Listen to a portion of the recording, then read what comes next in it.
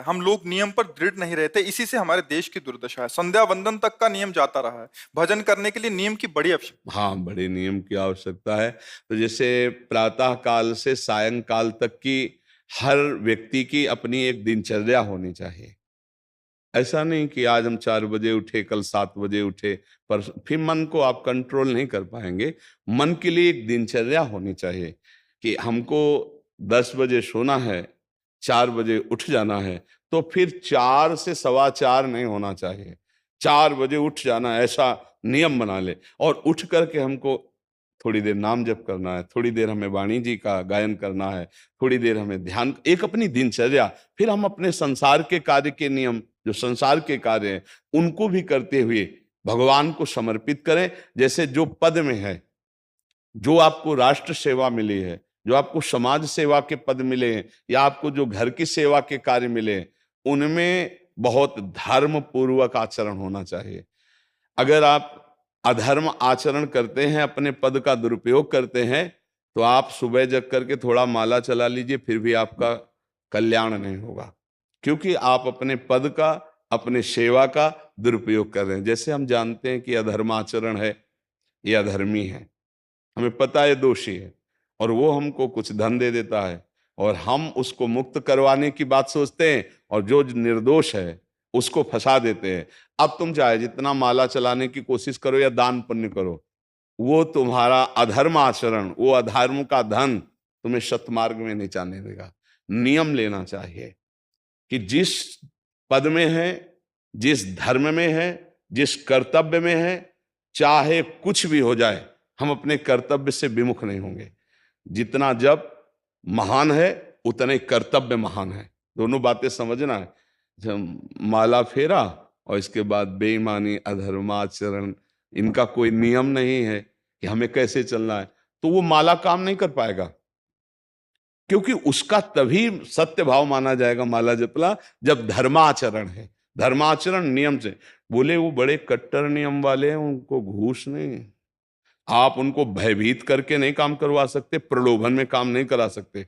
ये हमारी गृहस्थी है ना, तो गृहस्थी के पालन के लिए धन चाहिए, और धन के लिए हम धर्म को आगे रखें, धन को नहीं। धर्म को, हमारा कर्तव्य क्या, प्रायः जैसे पूज्य बाबा ने कहा, आज हमारे देश में बहुत दुर्दशा हो रही है। दुर्दशा हो रही, क्यों? क्योंकि सब अपनी जगह से गलत हो रहे हैं।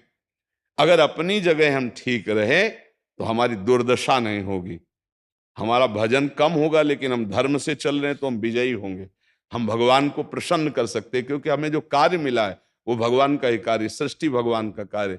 जैसे नए बच्चे कुछ वकालत पढ़ रहे थे, तो यहाँ आके प्रश्न किया था कि हम जानते हैं कि वो दोषी नहीं है, हम जानते हैं कि वो दोषी है, पर दोषी हमें पैसा दे रहा है, तो हम वकालत पढ़ी इसीलिए, हम उसको जिताएंगे, तो क्या कोई पाप है? तो उनका खुला पाप है। बोले नहीं, हमारी कोई ऐसा कंपनी दो, ऐसा कुछ बोले कि हमारी कंपनी को ये सिखाया जाता है, तो हमको तो ये करना ही होगा, अगर नहीं करेंगे तो हमारी वकालत का मतलब क्या रहा? तो नहीं, वकालत का मतलब अधर्मी को मुक्त करवाना नहीं है।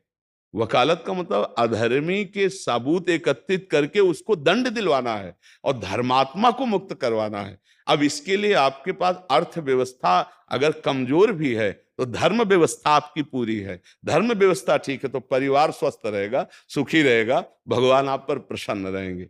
अच्छा, फिर हमने तर्क रखा कि जैसे आपकी बहन के साथ कोई गलत व्यवहार करे, वो आपको पता है, और वो आपको 10 लाख रुपया घूस दे, तो क्या आप उसका पक्ष लेंगे?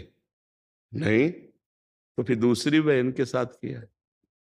अब यहां विचार करना है ना, अपने भाई का अगर कत्ल किए हो, मुझे पता हो कि ये दोषी है, तो क्या हम पैसे से उसको मुक्त करने देंगे? लगेगा कि जान की बाजी लगा देंगे, और तुम्हें हम, ऐसे ही एक गरीब आदमी की किसी ने हत्या की है, तो आपका पक्ष बनता है। पर यह ज्ञान कहां मिलेगा? बिना अध्यात्म के ये ज्ञान तो मिलेगा नहीं। ज्ञान तो इस बात का मिला कि कैसे पैसा कमाया जाए। अच्छा, वो पैसा यदि अधर्म से आया है तो आपकी दुर्दशा कर देगा, आपकी बुद्धि भ्रष्ट कर देगा। तो जो बाबा कह रहे हैं कि आज हमारे समाज की बड़ी दुर्दशा हो रही, उसका कारण यही है कि हमें अध्यात्म का ज्ञान नहीं, हमें धर्म का ज्ञान नहीं, और बड़ी बड़ी गलतियां हो जाती है। बिल्कुल पता है आदमी निर्दोष है और हम धन के प्रभाव से उसको दंड दे देते हैं। वो दंडा भगवान जब आपको पलट कर देंगे तो आप सह नहीं पाओगे, उसका परिणाम बहुत बुरा होता है। तो इसलिए समाज को चाहिए अपने अपने कर्तव्य का पालन करते हुए एक नियमावली बना ले। जैसे कुछ दुकानों का नियम होता है कि वहां फिक्स रेट होता है, नहीं होता? वहां ये नहीं चलेगा कि कसम से कहते हैं कि तुम्हें हम अपना जान करके कि 100 रुपया मीटर ये मिला है, हम बिल्कुल मुनाफा नहीं ले रहे। नहीं, झूठ क्यों बोल रहे हो? दुकान खोले हो मुनाफा के लिए, झूठ क्यों बोल रहे हो? नहीं लेंगे मुनाफा, हम जितने का लाए हैं उससे मुनाफा लेंगे, पर 120 रुपया मीटर देंगे, कपड़ा बढ़िया है, नाप फिट है, इससे नीचे नहीं उतरेंगे, हमें सफाई देने की जरूरत नहीं है कि हम कसम खाते हैं या ऐसा। हम जानते हो ये बिजली है, दुकान है, नौकर लगे हैं, तो इसका मुनाफा लेने के लिए दुकान खोलें, कोई दान करने के लिए तो नहीं। तो सबको पता है मुनाफा लेगा, लेकिन एक फिक्स दाम, उससे 10-20 रुपया का मुनाफा लेकर के हम उसको बेच रहे हैं। लेकिन झूठ क्यों बोले? बोले झूठ के बिना धंधा नहीं चलता। नहीं, ऐसा नहीं है।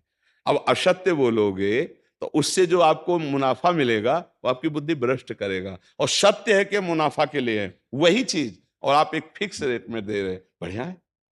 अब अगर आप कोई मिलावट करके भोजन सामग्री दे रहे हैं, आपको पता है, तो जो खाने वाले के हृदय में बैठे हुए भगवान हैं वो तुम्हारे जीवन में मिलावट कर देंगे, तुम्हारा जीवन महान दुखमय हो जाएगा। ये कहां समझा जाता है? एक आदमी सिंथेटिक दूध बना रहा है, उससे कहो ये अपने बच्चे को पिला, नहीं पिलाएगा। फिर ये दूसरे का बच्चा जब पिएगा तो उसकी हालत क्या होगी? दूसरे शरीर में जाएगा तो हालत क्या होगी? वो केवल धन की बुद्धि रख रहा है। एक आदमी घी में केमिकल मिला रहा है, एक ऐसे अभक्ष पदार्थ मिला है, वो स्वयं नहीं खाएगा, लेकिन वो होटलों में भेजा जाएगा, हजारों लाखों लोग खाएंगे, बीमारी बढ़ेगी, उसको रुपया से मतलब है। ये चीज, ये दुर्दशा हर जगह धर्म का ज्ञान न होने के कारण फैल रही, नहीं फैल रही।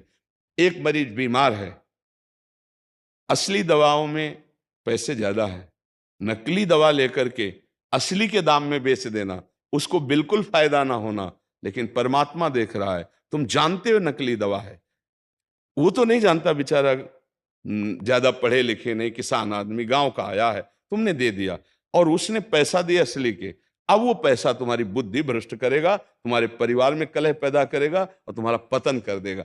ऐसे हर डिपार्टमेंट में, हर विषय में यदि हम अपने धर्म से चले, अपने सत्य से चले और थोड़ा भी भजन होगा, वो आपको उत्तम गति प्रदान करेगा।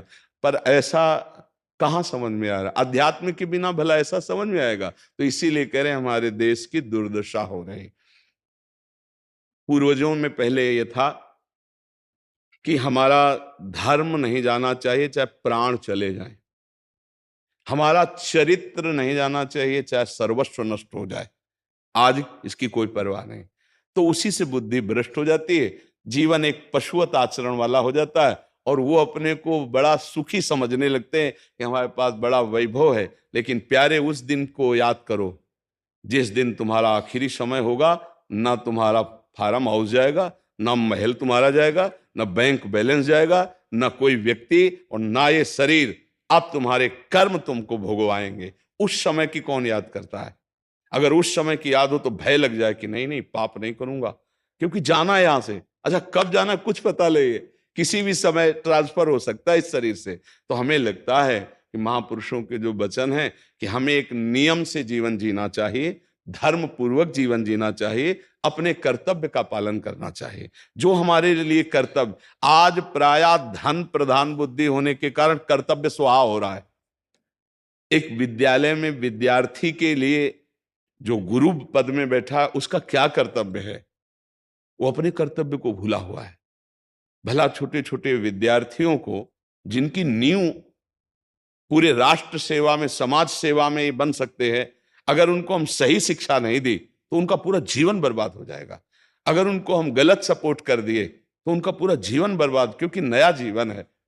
और जगह जगह अपने अपने कर्तव्यों का यदि पालन किया जाए तो पूरा समाज सुखी हो जाए। लेकिन कर्तव्यहीनता आ रही, कोई अपने कर्तव्य को नहीं समझ रहा है। तो यही बात महापुरुष जनों को दुख लगता है कि अगर सब अपने कर्तव्य का पालन करें, धर्म का पालन करें, भगवान का नाम जप